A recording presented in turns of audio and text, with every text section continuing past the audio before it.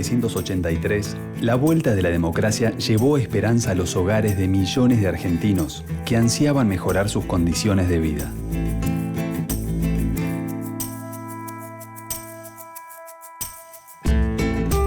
La ilusión también inundó las fábricas.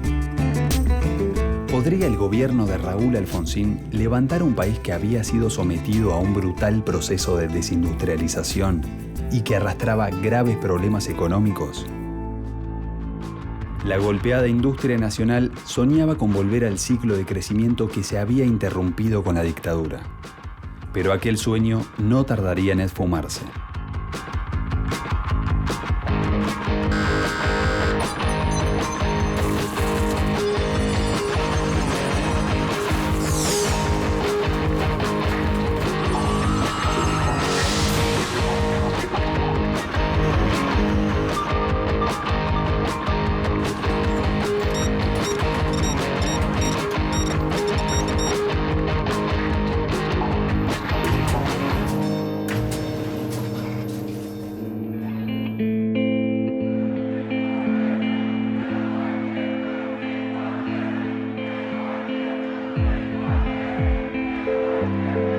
Finalizada la dictadura, la industria nacional enfrentó un panorama desolador.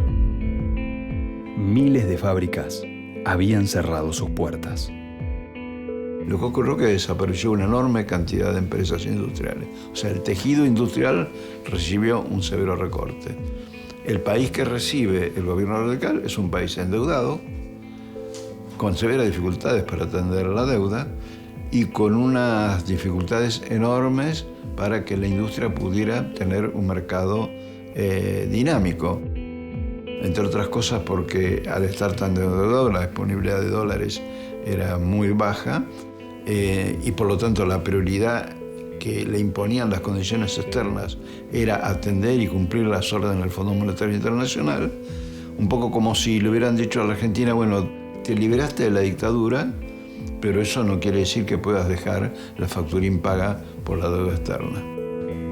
Desindustrialización que tiene que ver con pérdida de la participación del sector industrial dentro del conjunto de la economía, que tiene que ver con descenso del volumen físico de la producción, que tiene que ver con expulsión muy significativa de trabajadores industriales. Prácticamente el 35% de la mano de obra industrial que tenía la Argentina, que fue expulsada.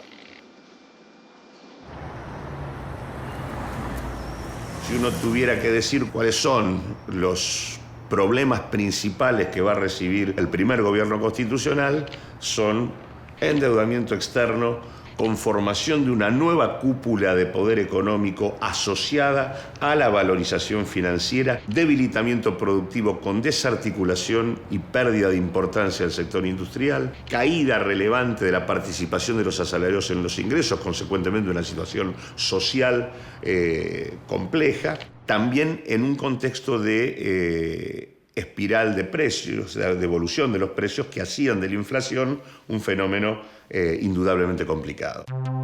Vamos presionando para que se comprenda perfectamente que ninguno de nuestros países está en condiciones de pagar la deuda sobre el hambre de nuestros pueblos. La alicaída industria nacional se encontraba supeditada a un nuevo plan económico que intentaba solucionar los profundos desequilibrios heredados de la dictadura, el Plan Greenspan. El Plan Greenspan consistía en establecer un acuerdo salarial, utilizar recursos del Banco Central para poder atender los pagos de salarios, negociar duro con el Fondo Monetario Internacional, rechazar la idea del ajuste. Es el intento de una propuesta de redistribución del ingreso sobre la base del aumento de los salarios, suponiendo que la expansión de la demanda iba a dar como resultado reactivación de la actividad productiva. De alguna manera hay una visión que no reconoce la profundidad de los cambios estructurales que se habían vivido en la Argentina.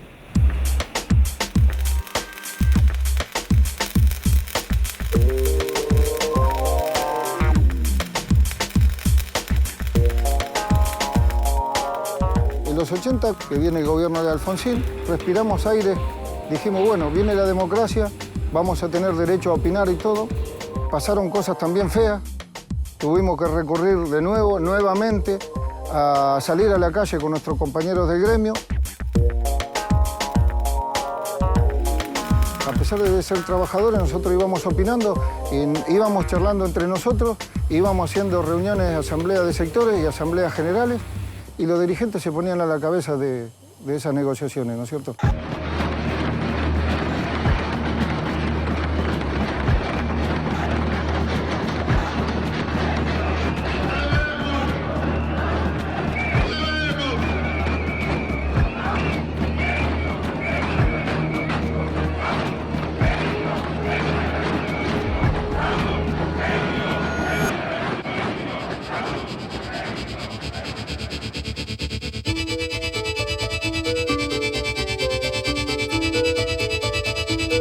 La industria nacional no lograba superar la profunda reestructuración que atravesaba.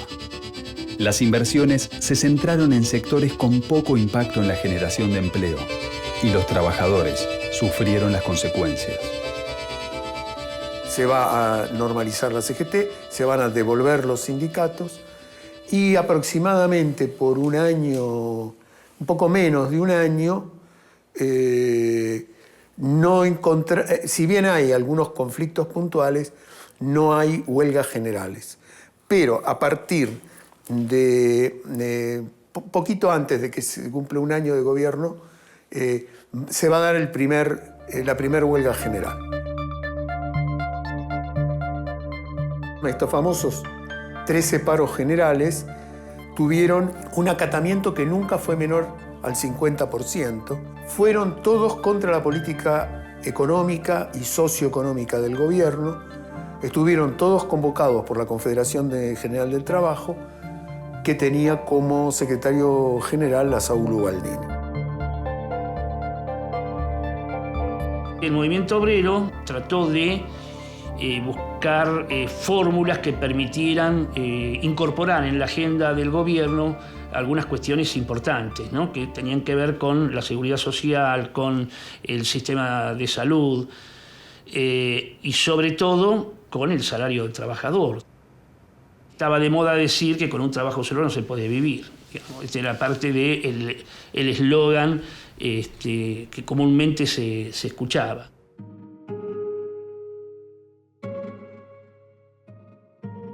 Recordemos que estaba muy avanzando en todos los frentes el pensamiento neoliberal. Y ese pleno auge del pensamiento neoliberal hace que sean casi descartables ideas como la de Greenspun. Entonces la Argentina se encontró frente a una circunstancia en que tenía una fuerte restricción externa, no tenía un nivel de reservas que permitiera el funcionamiento de la economía, una enorme presión externa a favor de volver a acordar con el Fondo Monetario Internacional y un ministro que fue desautorizado.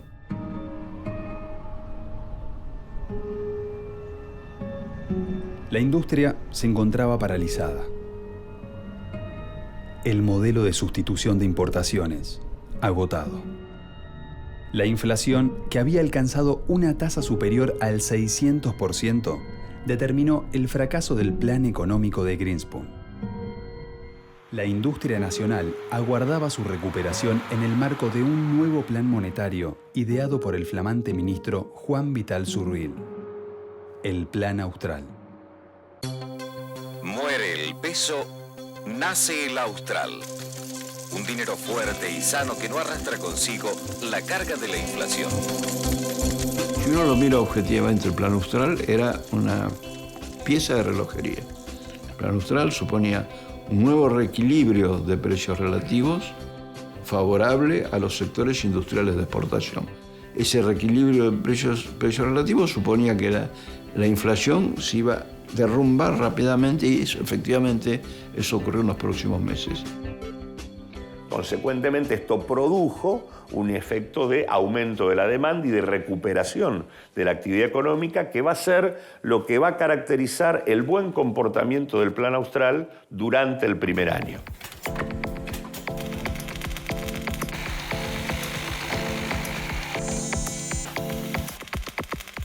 Si en ese contexto de aumento de demanda no se produce un acompañamiento por parte de la oferta, básicamente a partir de la ampliación de la inversión y de la oferta productiva, obviamente ese congelamiento a la larga termina complicándose. Si bien el Plan Austral logró contener rápidamente la inflación sin frenar el crecimiento económico, el tejido industrial argentino no reactivaba su producción. La industria nacional esperaba recuperar el lugar preponderante que había tenido.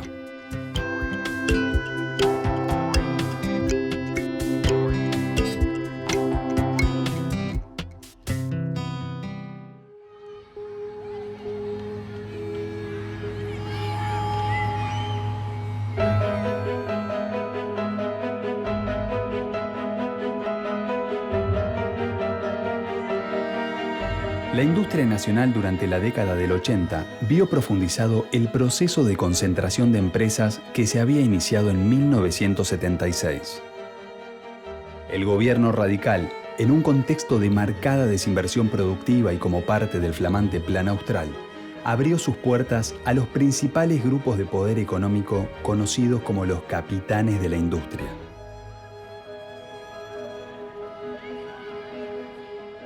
El equipo de Surril con el Plan Austral, lo primero que propuso en el 85 fue proponer un acuerdo con el fondo sobredimensionando los compromisos que se asumían, suponiendo que a partir de crear actividad de exportación muy fuerte y acabamos a la industria, iban a poder atender esos compromisos. Y apoyándose en un pacto con el sector empresario y el sector laboral, que coincidían en aceptar una nueva moneda, que era el austral, que implicaba un desagio de todas las deudas que existían internamente. Hay un intento por parte del nuevo equipo económico, de la etapa que asume el gobierno de Alfonsín en ese momento, que es un intento estratégico de forjar un acuerdo con los capitanes de la industria, apostando al comportamiento inversor. En realidad los capitanes de la industria eran grupos que estaban en el país, que tenían mucha influencia dentro de la Unión Industrial y que habían sido seleccionados porque tenían capacidad exportadora. Básicamente estos grupos empresarios van a crecer de manera muy significativa, asociados a ser grandes contratistas del Estado.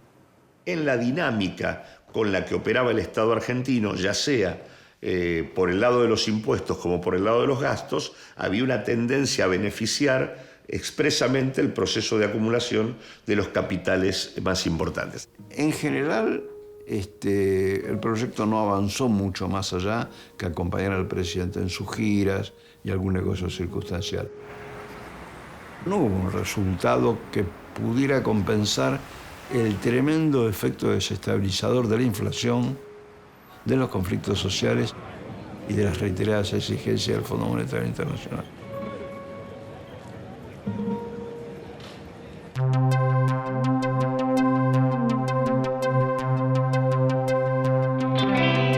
En un contexto generalizado de desindustrialización, diversas ramas de la producción redujeron su participación, entre las que se destacaron la producción de maquinarias y equipos, alimentos y bebidas, textiles y confecciones, y la construcción.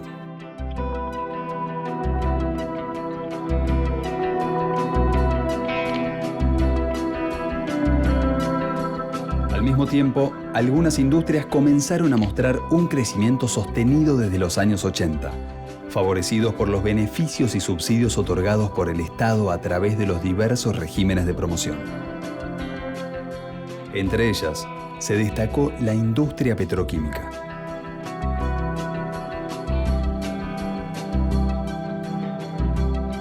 El polo petroquímico Bahía Blanca era un viejo proyecto de la época de Frondizi que lo hizo el gobierno, una empresa del Estado.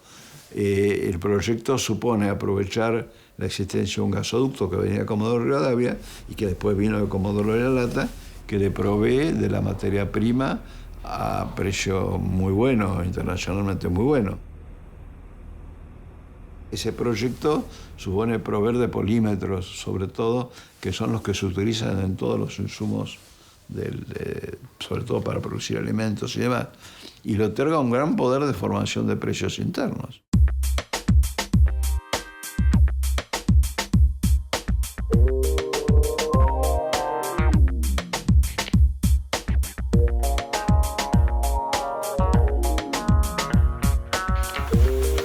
El trabajo del operador senior, nosotros realizamos varios tipos de controles. Se hacen revisiones periódicas de todo lo que es equipamiento, por afuera, por el campo, donde se controlan que los parámetros sean los indicados para el tipo de condiciones y producción que se está trabajando dentro de la planta.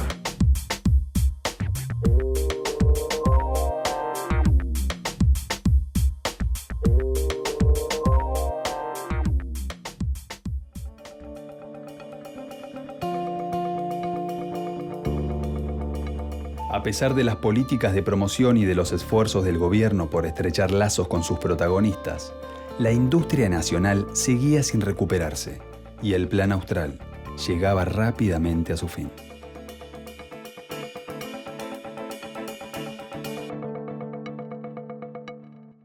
Lo que se observa pasado el año, un primer año en donde el Plan Austral funciona, donde efectivamente se controla el proceso inflacionario, lo que comienza a observarse es que la inversión no aparece, que tampoco se modifica el comportamiento especulativo, financiero y de fuga sistemática de capitales que estos agentes económicos realizaban, y consecuentemente comienzan a darse de vuelta presiones inflacionarias que van a comenzar a desarticular paulatinamente el dispositivo que había organizado el Austral a mediados de 1985. En ese contexto, con restricción externa, con el Fondo Monetario exigiendo el pago de los compromisos, con los acreedores privados también golpeando la puerta, con un acuerdo de desindexación que a los 5 o 6 meses se vino abajo, la verdad que la actitud de nuestra burguesía industrial, para calificarla de alguna forma, fue bastante mediocre, porque fueron grandes estimuladores de los aumentos sucesivos de precios. La remarcación que ocurrió se derivó en fuertes presiones inflacionarias. Y además el tipo de cambio del Austral, que en un principio era un tipo de cambio de equilibrio, poco a poco se fue erosionando por la inflación. Entonces, cuando el gobierno no estuvo en condiciones de devolver, complementar los préstamos que había recibido el Fondo Monetario, cuando aceptó un ajuste muy grande oportunamente, el Fondo Monetario le retiró el apoyo al gobierno y entramos en una presión muy fuerte sobre la actuación de reservas que no se podía aguantar. Luego del fracaso del Plan Austral, el gobierno de Alfonsín lanzó un nuevo programa para tratar de superar los problemas económicos. El Plan Primavera, el cual derivaría en la mayor crisis hiperinflacionaria de nuestra historia. Mientras tanto, las inversiones al sector productivo no llegaban. La producción local perdía competitividad y la industria nacional profundizaba su estancamiento. La primavera es un intento de volver a tener una estrategia antiinflacionaria comprometiéndose a un ajuste estructural casi, yo diría, bastante más cercano al paradigma neoliberal que íbamos a tener en la década de los 90. Obviamente eso se da ya en 1988 en el marco de un gobierno que ya venía profundamente debilitado y obviamente no tuvo mucho espacio de actuación. Y a partir del año 88, la desocupación abierta va a subir por encima de su techo histórico. Históricamente había estado siempre entre el 3 y el 6%, más o menos, un poquito más, un poquito menos. Y a partir del año 88 va a ir creciendo, ya cruzando los distintos gobiernos, y el fracaso del Plan Primavera con la hiperinflación del año 89, cuando uno entraba al supermercado los productos tenían un precio y cuando llegaba a la caja tenían otro, desaparece lo que es la mediación de todas las relaciones sociales en la sociedad capitalista.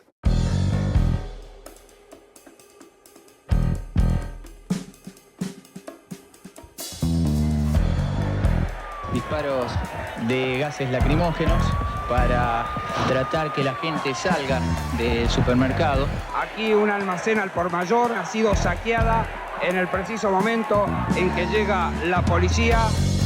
Yo tuve la responsabilidad por pocos días, solo 40, en el último tramo de la administración del presidente Alfonsín, cuando ya el presidente Menem era electo. Y ahí de lo que se trataba era de generar las condiciones para que efectivamente pudiera asumir la presidencia quien los argentinos habían votado. Eso que hoy parece de nuevo una cosa rutinaria y normal, era algo que no había sucedido en todo el siglo XX. Nunca en todo el siglo XX un presidente de un partido político libremente elegido le transfería la banda a otro presidente de otro partido político también libremente elegido.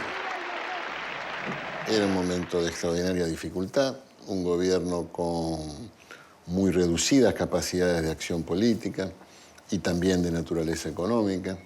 Y los argentinos lo que querían es que rápidamente llegara el nuevo gobierno, el que habían votado. El gobierno de Alfonsín es una suerte de transición en la cual, si bien se aminoran los efectos negativos que se venían incubando en la etapa de la dictadura, no se detienen. Continúa el proceso de endeudamiento, la deuda sube desde 43.000 millones de dólares a 62.000. Se mantiene el estancamiento de la actividad económica y al mismo tiempo el debilitamiento productivo industrial. Así que en este sentido, de alguna manera completa lo que va a ser la década del 80 en términos de década perdida.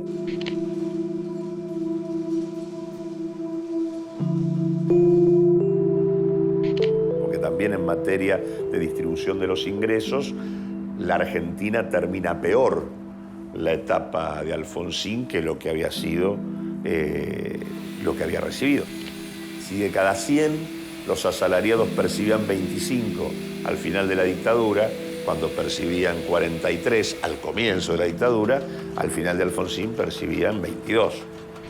La tasa de desocupación también subió, subieron los niveles de pobreza.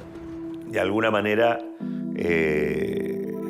digamos, hay un proceso de profundización de lo que es la herencia estructural de la dictadura.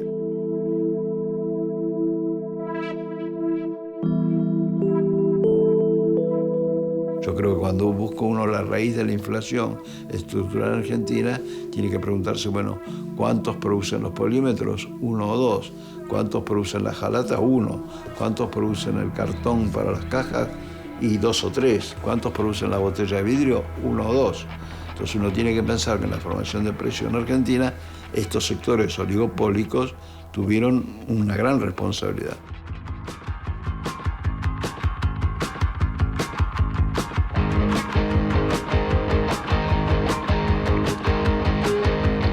Entre 1980 y 1990, la industria nacional sufrió un duro golpe. Mientras que el PBI industrial cayó un 24%, los niveles de empleo del sector bajaron un 30%. También se deterioró la calidad del trabajo industrial y cayó el salario promedio, dando lugar a un creciente proceso de pauperización. El gobierno democrático no pudo revertir la desindustrialización iniciada durante la dictadura. Debilitada y víctima de un proceso de concentración que siguió profundizándose, la industria nacional vivió su propia década perdida.